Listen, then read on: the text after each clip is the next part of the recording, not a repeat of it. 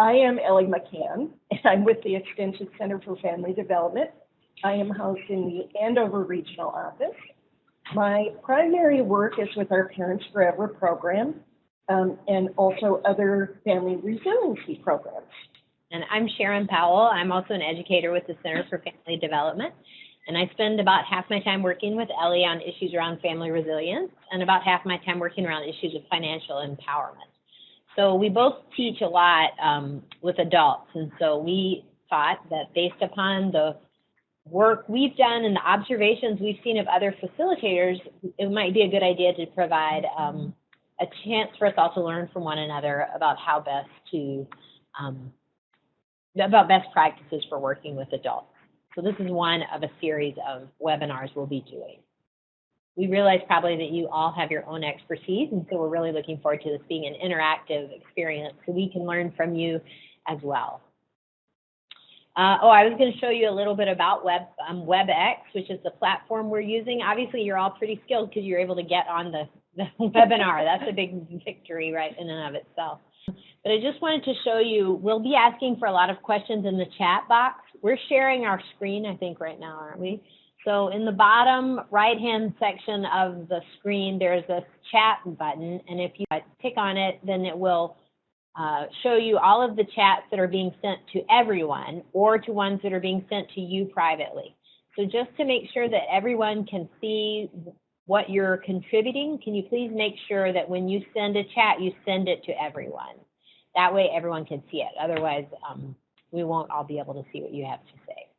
Now, a weird quirk of WebEx that if we have the chat box open, we can't see the participants. So Ellie and I actually have two computers open, and one of us will be monitoring the chat and one will be monitoring the participants. So either way, I think we have you covered.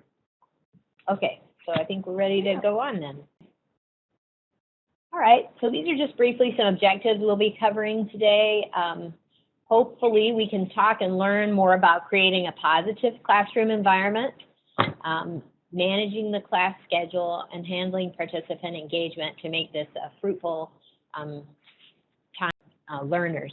So as I mentioned earlier, Ellie and I work together on a divorce education program called Parents Forever, and it's actually a mandated program for some families. It's frequently the case that people who wind up taking Parents Forever are being forced to take the class, and so they generally come in feeling kind of resentful about having to be there. So it makes creating a positive classroom environment very important for us. So that's, all right, so we asked you guys already what you do to create a positive classroom environment. What are some of the answers we got there, Ellie? Great answers. Lighting is good. I greet everyone, provide treats. Boy, food is a big one, isn't it? If you can afford just a few little healthy treats, it makes a big difference. For us, our course is an 8-hour course, so that can be a really long day, and just have something to nibble on every once in a while is nice. I also think small chit-chat during the breaks also on. Parent has a name tag. Introductions are done the first night, and name tags are used each session. We encourage all parents to share in discussion. My co-facilitator and I are very open and share our stories as well. You know, and that's really, I think, to bring our own experience just adds a human element to our teaching, which is really important. Stay relaxed, but focus, coffee, juice, fruit, friendly icebreakers to engage. I would love to hear more about your icebreakers. Discuss the Packers or Badger games, before the class during the break. You know, and it always just adds, it can add humor, it can add some fun, and that human element. Great ideas, everybody. Those are great ideas. We have some similar ways that we try to create a positive environment, and some that you guys alluded to. Basically, one thing that I think is a really important thing to remember is to start creating the environment before people even walk in the room. So we try really hard to be well prepared with registration and with letting people know the lay of the land before they even get, to the building. And then once they're there, we want to have things set and ready to go so that when they come in, things feel organized and easy to understand. And in the case of what we teach, frequently there's a heightened level of anxiety among the participants anyway. It's frequently a tough time in people's lives. And so we try to reduce that anxiety by making them feel that they don't have to worry, they're in the right spot, and we're glad to have them here. So we do all those things through, we basically symbolize all of that through having things ready to go and being able to say hello and welcome and get them started on stuff. We have one more idea here in the chat, Sharon, of acknowledge that some may be here not by choice, yet there may be something they can share with someone else. Yeah, that's a great idea to try to do that because it just makes people who don't have to be there, I think, feel better about at least you're acknowledging that we know they don't have to be there. And I usually add in too, in addition to that, they all have their own expertise, that I appreciate their coming, and I know they're doing it because they love their kids or something like that. I give them the benefit of the doubt that they're doing this as an act of responsible love for their families, for instance. So once you get your classroom set up the way you want and you've begun the class, we like to consider as well engaging with the audience. So we, in Parents Forever at least, the class sizes range from as few as, say, 4 participants to as many as 50. So obviously, or to me it's obvious, if you have a class of 4, you're going to act very differently with them than if you have 50. Yes, Ellie? I'm just standing. Ellie's exhibiting, for instance, what you might do if you have a larger class. This is just something to consider. How do you engage with the audience and create rapport depending upon how large or small the class is? And it's always a balance kind of between creating rapport and then sharing too much, for instance, or overemphasizing that kind of rapport. But I find, for instance, in a larger class, I almost always stand because, first of all, it's easier to see me. It's easier to project. I can walk around the rooms and engage with people in smaller groups so that it does create a little bit more intimate environment than just standing there and lecturing. Right. If I have a smaller group, sometimes it feels really awkward to be standing, though to be perfectly honest, I usually prefer to stand because it keeps me more alert. But that's something that's a good idea to consider before you begin. Do you want your interaction with the audience to be more or less formal? Again, generally with larger groups, I go with more formal because it's just more people to manage. And people always enjoy discussing and talking. So I tend to feel that you got to keep them moving along. The other thing I think is important to consider when you're with larger groups is how you can make that experience feel more like a small group for them. So you can break the larger group up into small groups to do an activity that if it were a small group, you do with the whole class. So there's ways that you can modify activities. You said walking around. As they're doing activities, you can walk around the room and create some smaller groups at tables or, along the side and just have small conversations during large groups. Do you tend to share from your own experience or ask for others? Now, that's something to consider as well. Again, with a small group, I find people don't tend to talk as readily at first. It's harder to get group discussion going. So sometimes in that case, I will start with my own experience, and then eventually people will add in theirs. The other thing that's good about sharing your own experience is, like you guys said in the chat room, for creating a positive classroom environment, it allows people the chance to know that, oh, these guys are human too. They're not perfect, or maybe they've been through their own trials and tribulations, and it just allows them that you can model whatever you want for them by sharing your own experience. But then, as usual, there's a balance there that you have to mind that question of, oh, am I sharing too much? Or should somebody else share? And that kind of thing as well, of course. Again, considering things like small groups versus large groups, we thought about things like icebreakers and introductions. And we already mentioned a little bit that with something like that, generally, you want to give people a chance to share. To me, that's the objective to doing something like an icebreaker and building a sense of security and comfort for the folks in the room. So I'm not so keen on necessarily personally hearing everyone's experience as I am on allowing them a chance to share. So this is usually with a smaller group, we'll do it in a whole group setting. With larger groups, we break it up and then I float around the room, as Ellie was saying, to hear what people are sharing kind of in and out. The other way you can handle that is you can have a quick icebreaker, and then everyone in the group can share if you don't want to break up into small groups. But you just need to be more structured about moving people on because those are really huge time eaters as well. So you just want to think about which you want to do beforehand. Class discussion, is it more subjective or objective? I generally find that people who are uncomfortable with others that they don't know don't enjoy sharing a lot of very personal or subjective information. So a lot of times if I'm trying to get a point across, I might be tempted to ask, what have you guys experienced? You know, like if we're covering an issue like, let's say, anger. Have any of you, what do you do with your anger? Or have you ever been angry with someone and it didn't go well for you or something like that? And people oftentimes don't seem to feel eager to share that information. So when I know that that might be the case, I turn the question into an objective question. And so instead of asking them directly about themselves, I say to them something like, have you ever seen someone get really angry and, mishandle their anger? Or I say, have you ever seen someone not dealing well with loss, grief or loss? What does that look like? You know, that kind of thing, so that then they don't have to talk directly about their own experience. They have a little bit of a buffer between what they're personally experiencing and what they're sharing with everyone. And then that also allows them the opportunity to decide whether or not they'll share in the first person. So they could then say, well, actually, I have that problem, or something like that. Or they can just keep it in the objective if they want to. But I find that helps stimulate discussion. A lot of times when nobody's saying anything and I've asked something directly to them, I'll just rephrase the question. I'll say, well, if nobody in here has experienced that, have you ever seen someone who has, or something like that? And then transitioning in and out of discussions can be tricky. If I've ever worked with you guys in any kind of setting, classroom setting, you may know that I enjoy discussion a lot. And so I have a real difficult time with time management because I like to hear what people have to say. And I think the ability to process that in a group is one of the strengths of adult learning things.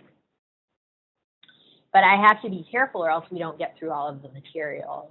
So transitioning in and out of discussions is a key thing for me.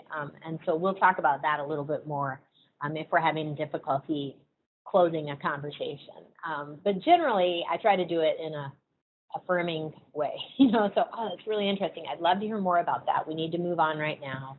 Or, okay, everybody, we have about 30 more seconds to talk about this, and then we need to go to the next topic, or something like that, rather than just abruptly saying, okay, time to end, Or if nobody's talking, then I say, okay, well, I guess you guys can think about it a little bit to yourselves, and then we'll move on. Or so our next piece is on ground rules, and I'm going to pull up our second question here on, do you use ground rules when you are teaching adults? And if you do, why? So if you can answer that in the chat box, we can talk a little bit more about ground rules. Let's see here. Sue said yes, she uses ground rules to help people be comfortable with expectations and safety. And Patty added yes, so we all know expectations. Gail says, I mentioned basic, respect confidentiality, and have posted on a flip chart and asked if anybody wants to add any. I bet it's supposed to be never had a problem with following them. Great. Sue says to avoid cell phone. Clara says, so we have expectations and can go back to them later if need be, especially if someone is a, quote, question hog. We'll talk about those folks. Mm-hmm. And then Sue also says to encourage participation by choice.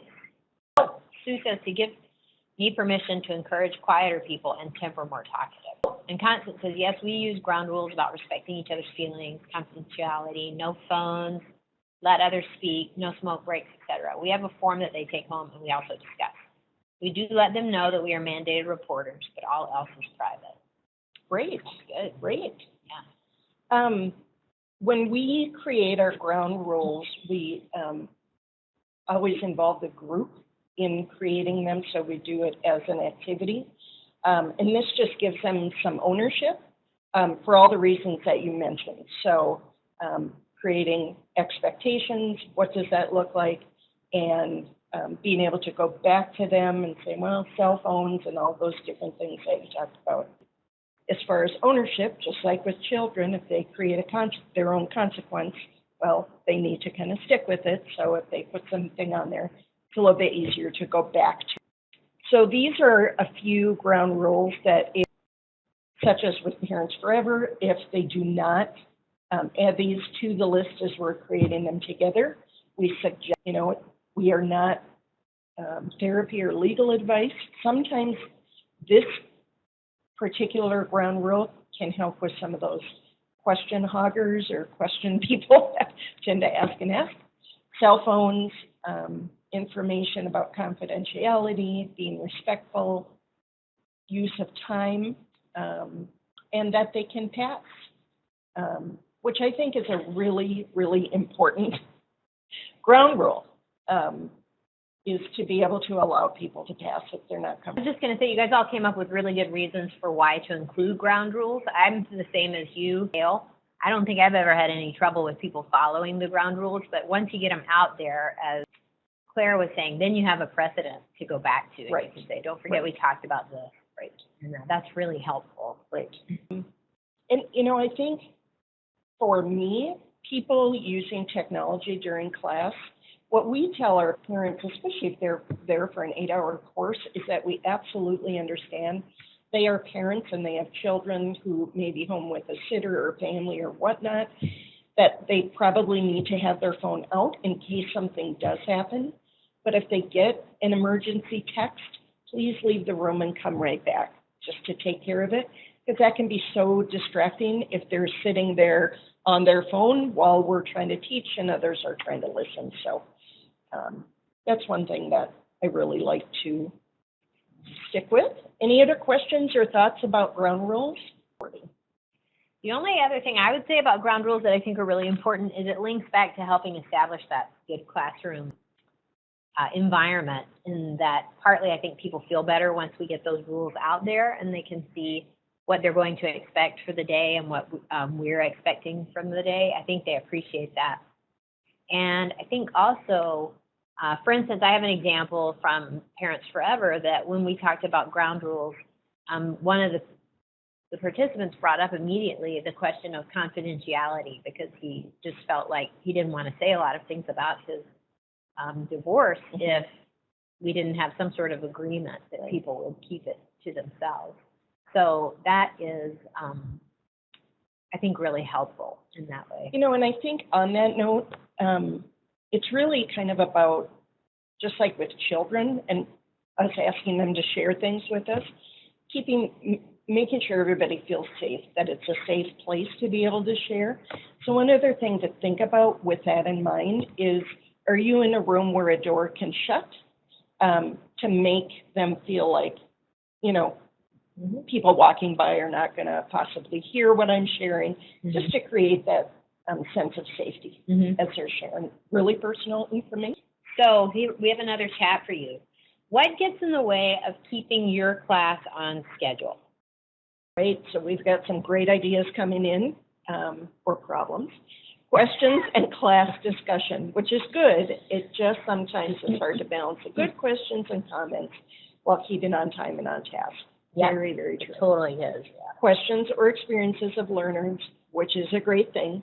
Participant discussions, very good. It's a mixed blessing for sure. People sharing personal parenting things that you just can't cut off. Oh, good point. Sending real-time validating lived experience, or spending real time. Participants who need to talk about their personal stories. Parents coming late and still eating with their children. We serve dinner before parenting class. Some people who have so many issues that they take over the class. So a couple different things in that one. So we have all those same barriers too. We hear you. So one thing that we've divided up this section into several particular issues because they become really big ones. But the first one, we'll first talk about some solutions we have to time management and basically having to move people along. If you will recall, when we wrote out the ground rules and we showed you ones we typically include, we put right up there at the very beginning, we're educators, not therapists, because in the class that we typically teach together, it's easy to get those two things confused because we're talking about very, very important and salient feelings a lot. And we do deal with kind of psychotherapeutic topics, but we are not therapists, and that's not what we're there for. We're there to get them through this material so that they can get their certificate and move through the rest of their family transition however they need to. So we do try to keep that perspective and remind them of that if people begin to talk about stuff. And we'll remind them too, okay, let's keep on moving because we got to get finished so everyone can have their certificate. Or, I mean, I don't say it usually that blatantly, but I do try to remind people that we're there for a purpose in the class. We do have the right to ask people to leave if they're not participating. If we've asked them multiple times and it's not going well, we do have the right to ask them to leave. And I think most of you would agree that doesn't happen very frequently, but it does happen. You've had that experience, haven't you, Ellie? Yes, I have.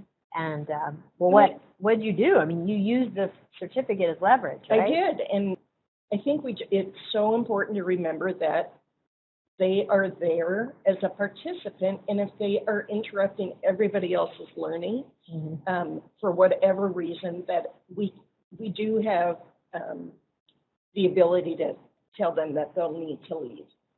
With a mandated class, if somebody leaves my class early, if it's a half hour, they will have to come back to make up that half hour, so they would not get their certificate.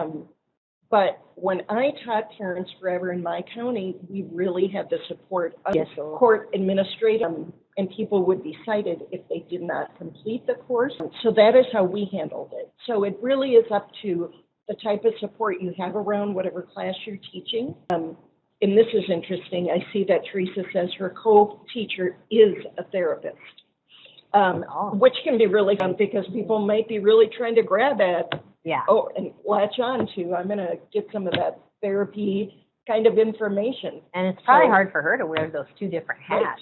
Right. So that can be really tricky. But yes, you can ask people to leave. And you can ask that to your ground rules, add that to the ground rules at the end and say, if these are not followed, you may be asked. Just to put it out there, if you have a sense from your participant group that this may be something that is going to come up, you can add that.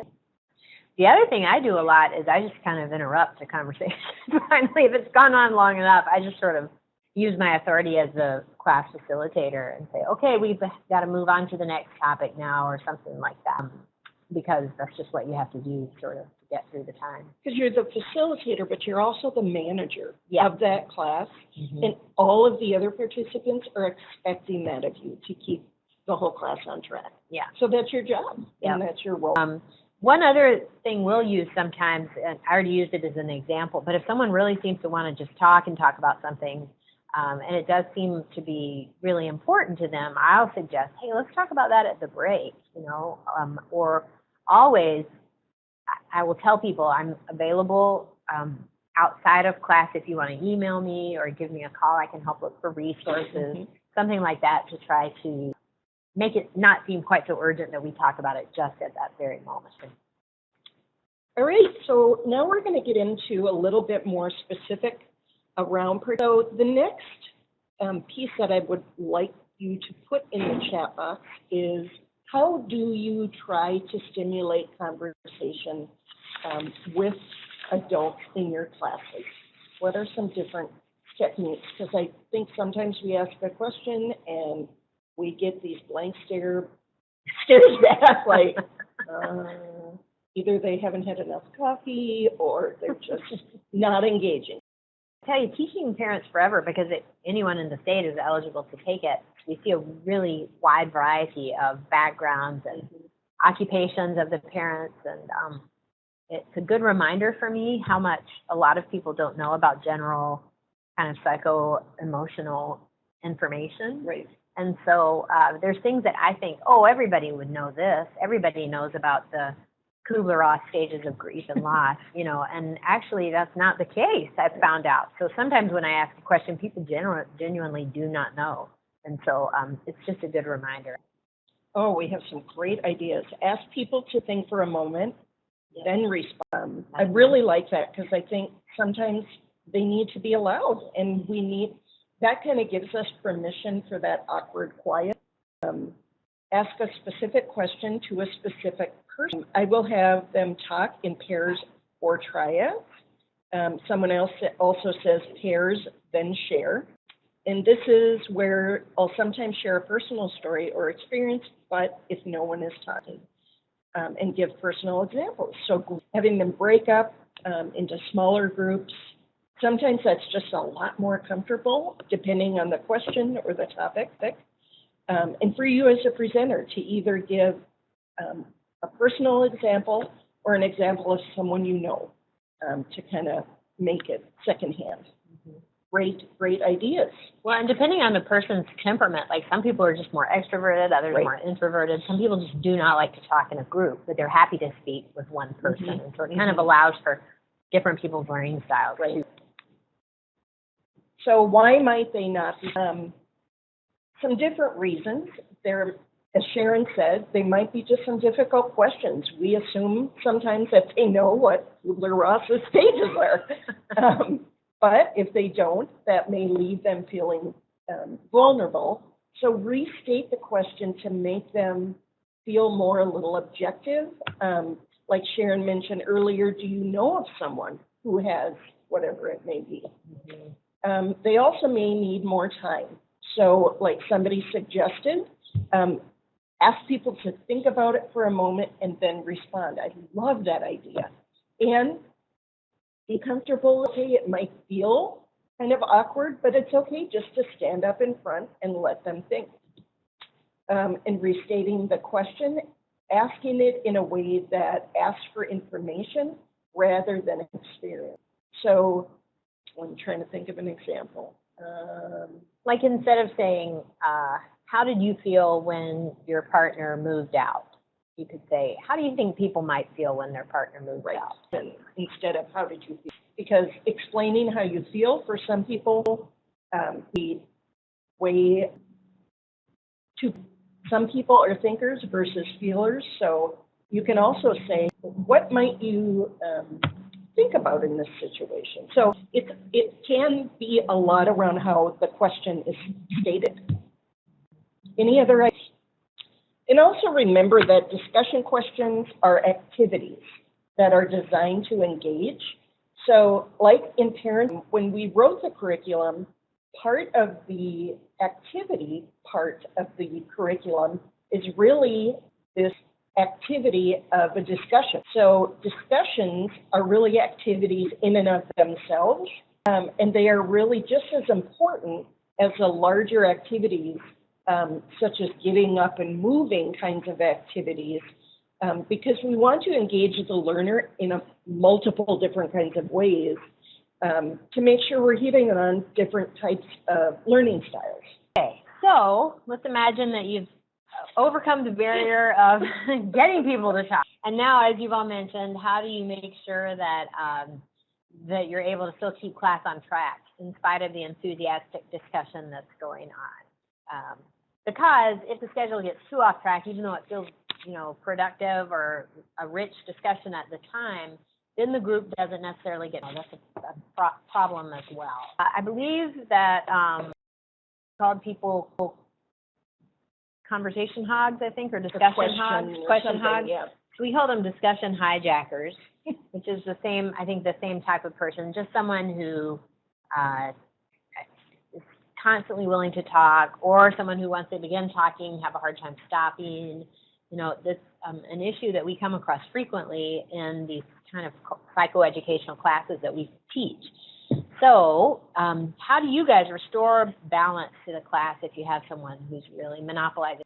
Any ideas that you have into the chat box? And boy, this takes a lot of skill, and I think for me, it took a lot of experience to be able to figure it. So we have one from Claire. If they're offering positive comments, just too many, I always start with a compliment. Claire, those are so many good ideas, but we need to make sure we hear from everyone that we can leave on time. Perfect. Thanks for sharing. Anyone else have a comment? Depends on the time remaining. You know, oftentimes I try that, and they just tend to get. I don't know if you guys get that or not, but I get that frequently, just because they so need that time to speak to it directly, diplomatically, refer to the ground rules. Excellent.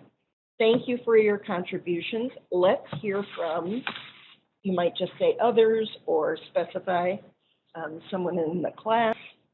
Great idea.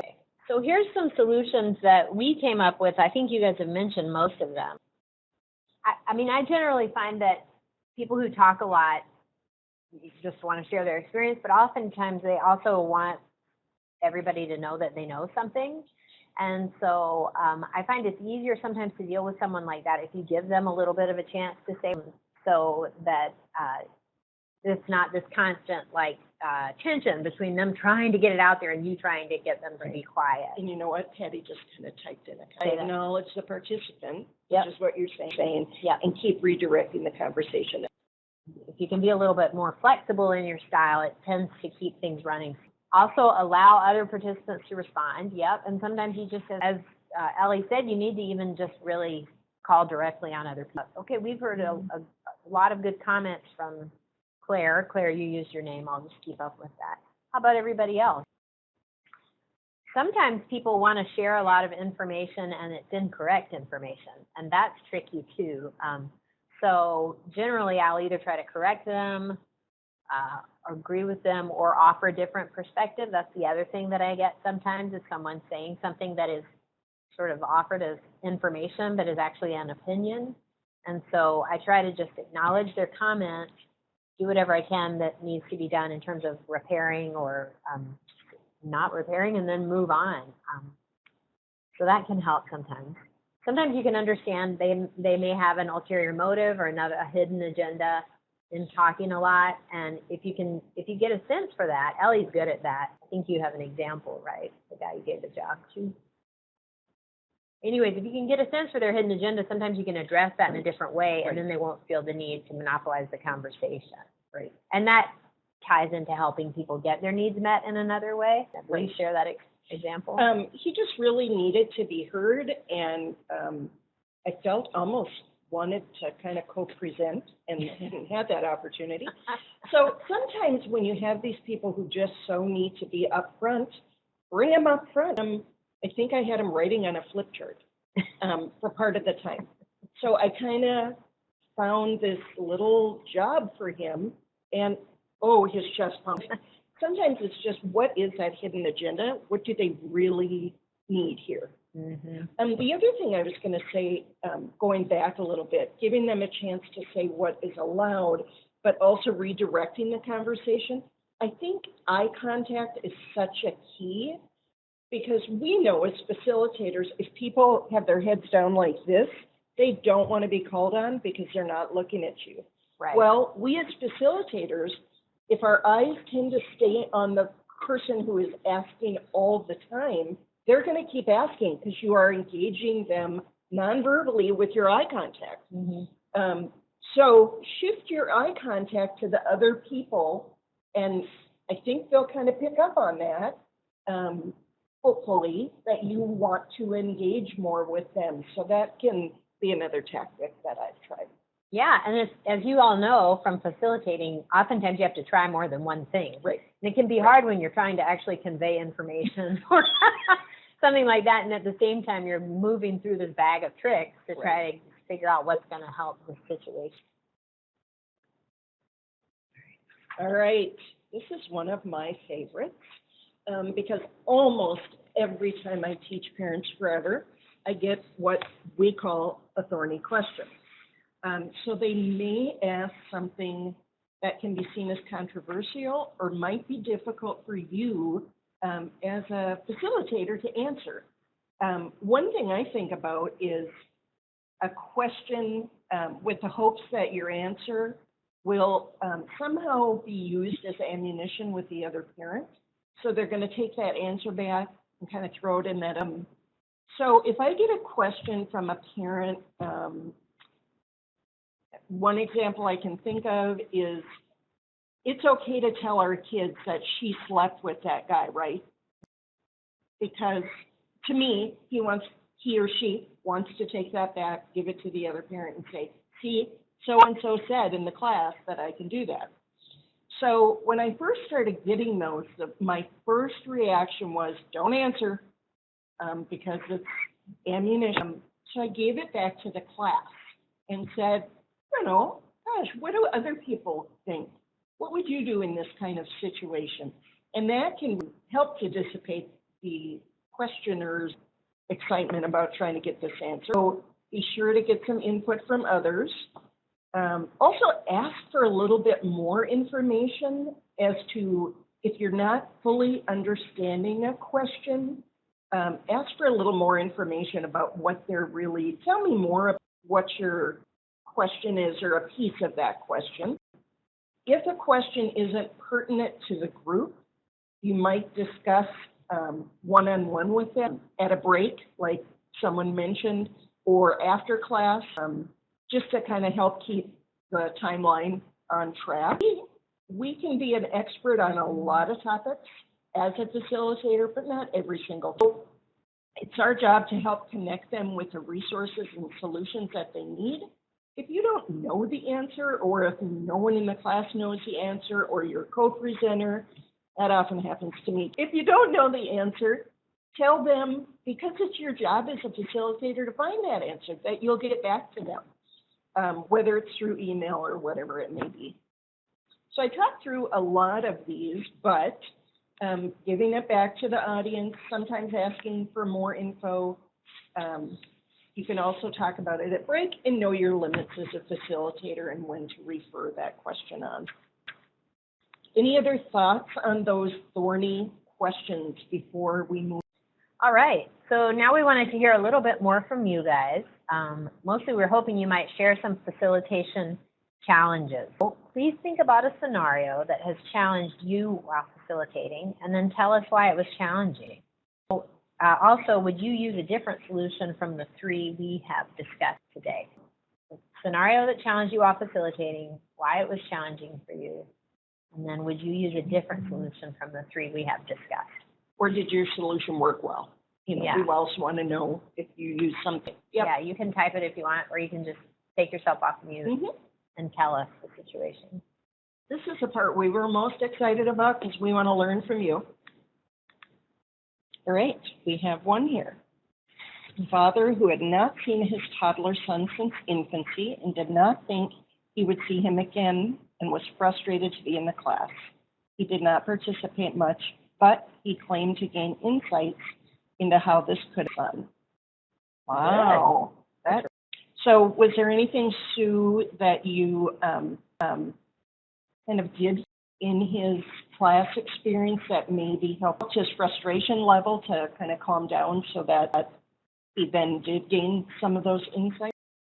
I'm thinking while Sue's typing, if she's typing, is that we've designed our curriculum, Parents Forever, for instance, to be, well, there's this 8-hour class that people have to attend, but we don't assume that everyone is going to learn everything within that 8-hour period, because that's just not the way learning occurs. It's applying concepts and practicing and that kind of thing. So we assume that we are beginning the learning in this class, and then it will continue once we're gone from the class. We've tried to design the curriculum in general in such a way that people can easily circle back around to find information when it becomes relevant in their lives, and also to make more resources available to them, whether they are in the moment of the class or not. And so I always hope for those kinds of things too, that if you give this father, for instance, that Sue was giving as an example, a positive experience while he's in the class, that they may stimulate him to do more learning on his own to, improve the situation for his son to the best of his ability. And that really sounds like what Sue did for him. Yeah. She said she acknowledged his unusual experience and empathized, kept asking him to participate, but not urging, and asked him to consider what he might gain. Oh, yeah, that's a great way to handle it. Yep, excellent. I mean, in general, you said it in a very nice way, but my sort of thought about that is like, if you don't participate, it's no skin off my nose. Right. You're going to help yourself if you do. It's your experience. So, yeah. Right. Anybody else want to share before we move on? People who refuse to participate and have an obvious chip on their shoulder about their kids being in foster care. They are in shock and may think whatever they have done, like break the law, didn't warrant losing their kids to foster care. These are high-risk, traumatized families. I bet. Sounds like it. Yeah. Yeah, you know, it's maybe some of that subjective-objective balance, again, that I find in those kind of situations. I'm always struck, and Parents Forever, at least, we have in the last section a video clip of children talking about their experience of their parents living in separate households and the transition and what that has meant for them. And it's always one of the most influential parts of the class because it's the kids speaking rather than us as adults or experts or whatever. And so I think that sometimes those situations can be really striking even to people who are in denial, that it's one way to sort of approach it in a little bit less threatening way that is easier for them to hear. But again, I think particularly in this kind of situation, yeah, they are so traumatized. You can't expect a lot of change in 1 8-hour class. And one more exposure they're having to, creating positive family environment. And so I sort of see that as planting seeds. I don't know, how do you feel about that, Teresa? And I think Patty also commented that said we also have the ground rule that participants can pass if they want to. As a result, I've had a couple parents who didn't even want to share their names when we did introductions. One time in particular, I allowed a dad to not share, and he indeed did not talk for the first night at all. But by the last night, we do 3 sessions, just by acknowledging him, including him, he did thank me for the class. Great. So I think that's really true, that we need to not dismiss that they're not engaged and keep acknowledging them, because I think there are so many different types of personalities that sometimes those are the people that really surprise us and come up afterwards. Yeah. And Teresa said we actually have them for 16 weeks. Oh, okay. So you have some opportunity to see Right. some real change, Yeah. I guess. Is that right? Do you feel that it's a good time, a good dosage, the 16 weeks? Thanks. Those are excellent Yeah, examples. thanks for sharing. It's great to hear what you guys are doing. So just as kind of a conclusion, and, I kind of think about it as keeping some things in my pocket, because you're really facilitating, like Sharon said, the content of the course, but you're also a course manager. So what are those things that you can just keep in your pocket as you're giving content and engaging them while you're trying to find this balance? So we kind of feel like there are 4 overall pieces that we've talked about today. One is really giving it back. And the participants really are experts also. So getting their input, calling on your expertise as a facilitator. And really, we tend to use this the least. To try to do this in a way that's not shaming to the participant. Much of this is knowing how to frame our own expertise and helping them to discover it for themselves. And call on your influence as a classroom manager with the ability to maybe give their certificate at the end once they have completed their evaluation. Moving the class onto a new topic, it can be hard to just stop that conversation, but if it needs to be done, you just need to stop whatever is happening. And ask participants to discuss with you at break or after class or at another time. So these are kind of our 4 things to help you think about to keep in your pocket as you try to manage class and facilitate them. Any other questions or comments for us? We really appreciate you being on with us today. We've learned a lot from you. And if you would like to continue or have further questions, please email us. We'd love to. And we will email out the PowerPoint.